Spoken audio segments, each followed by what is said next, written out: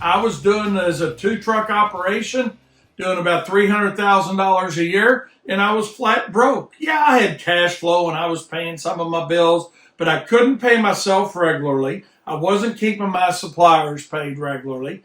And the frustrations of doing all that work and not having anything to say for it other than, yeah, the cash flow was good and I could charge things on a credit card and get some of them paid, but I saw my credit cards going like that and my line of credit at the bank going like that and the pay down on it wasn't right.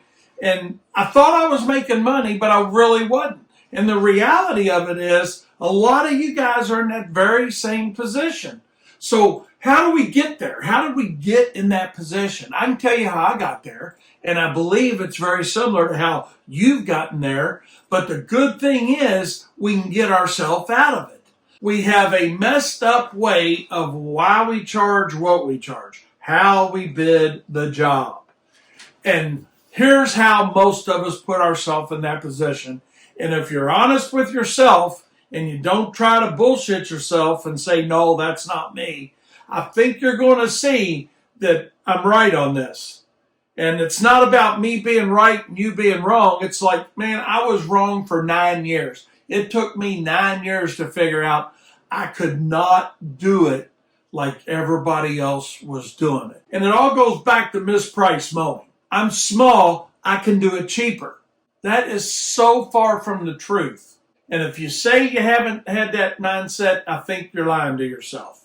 Yeah, the cash flow keeps us going, but we struggle. We can't pay ourselves. It's, God, I'm doing all this work, and now, my cash flow, my checks aren't coming in right. What you got to get out of your mind is, I'm small, I can do it cheaper, using the guess method for bidding your jobs, thinking, I'm working another job, I'm making $20 an hour, whatever you're making on that job, it doesn't matter. And you got that paycheck mentality. You're like, dude, I was making $20 an hour. I can go out and mow 3 lawns in an hour. If I charge $25, that's $75 an hour. My truck's paid for. You get in that mindset, my truck's paid for, my equipment's paid for, I can do it cheaper. All that is absolutely wrong, because your truck's going to have to be replaced, your equipment's going to have to be replaced, and if you're only bidding to satisfy the labor side of yourself and not to cover the expenses and the additional overhead of running your business and then adding your desired profit margin, you're going to have the mindset of, I'm small, I can do it cheaper, or hey, I was making $20 an hour at my real job,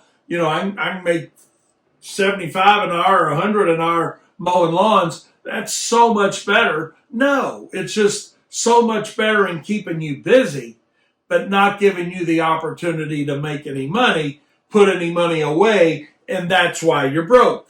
And I guarantee you, if you're honest with yourself, you've sat back and said, dang, I wish I was making more money at this. What I'm trying to help you guys with is to understand that just because you're doing it like everybody else, just because you're competitively priced within your market and within your competition and what they're charging, does not mean you're going to be profitable.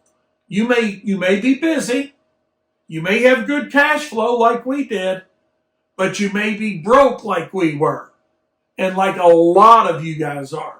Can't pay yourself regularly. Don't have any profit dollars left. Pay yourself based on what you call profit, but the reality of it is your labor's worth something. You should be paying yourself something before you say, hey, this is my profit on the job. That was a big mistake that I did to myself. That was a big mistake that I see contractors all over the United States and Canada do, is they pay themselves out of what's left, and they say, well, hey, I had a profit margin of 40% or 50%. Well, where's your salary in that? Well, I didn't take it, or I just took a couple $100 a week. Well, now you're paying yourself below market value of a job that you're doing, so why are you doing it? You don't need the busy work unless you're doing it just to stay in shape and for the exercise. You need to think about what's the profit margin with all expenses pushed in. Man, I had a friend that bought into this franchise and they told him to go out and undersell, get the jobs cheap and then raise the prices, and who stays, stays, and who goes, goes. and we'll just keep replacing them with better clients. That's stupid too. Why in the world do you want to go out and undersell your services knowing that in 4, 5, 6 months, whatever time frame you come up with, hey, well, I'm going to go ahead and raise their price, 30%. If they like me, they'll keep me. If they don't, they'll fire me. I need to break into the market. I need to get my schedule full. And then I'll raise their price. What are your costs per hour of operation based on your overhead, your use rates, and your desired profit margin? Then you can come up with what your minimum needs to be. Then you can look at your market and say, who within my market can afford what I need to have as a minimum? Maybe it's not the little old lady on Social Security wanting her yard cut every other week because she's on a fixed income. But what you can do once you understand cost and you get off of this dumbass bidding process that starves us all to death, you can be the survivor. You can be the guy that's not broke, the guy that's paying theirself,